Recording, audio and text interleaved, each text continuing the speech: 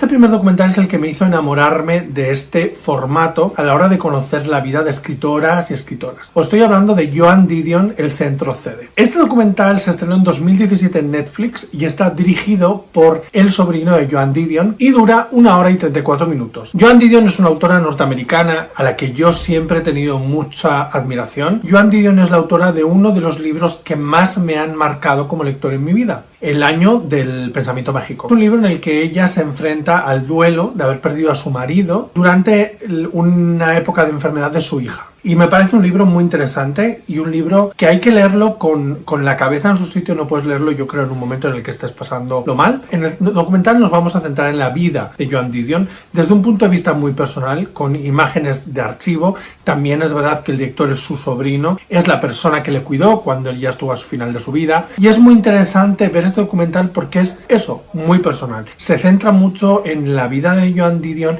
y cómo esa vida y cómo esas historias que ella fue viviendo fueron influenciando sus libros. Es mayormente conocida por ser escritora de no ficción, así que es normal que su entorno acabe permeando en sus historias, en los essays, en las memoirs y en las novelas que escribe. A través de ir haciendo el recorrido de su vida, vamos haciendo también el recorrido de sus libros, vamos a ver cómo va cambiando su manera de escribir, cómo va cambiando los temas sobre los que quiere escribir. Primero se centra casi en lo doméstico, en hablar de California, de Nueva York, pero desde el punto de vista un poco más doméstico, del día a día, y luego pasa a interesarse por la política. Tiene varios libros y varios artículos de política muy interesantes, incluso llega a ir a El Salvador cuando hay una guerra civil allí. Luego ya cuando pasa a hablar de esas memorias, cuando pasa a hablar del fallecimiento de su marido, del fallecimiento de su hija, de cómo eso le afectó a ella como persona, yo creo que hasta se vuelve un poquito más personal y empiezas a notar, sobre todo en las entrevistas de ahora, en las que se hicieron en 2016, 2017, te empiezas a fijar en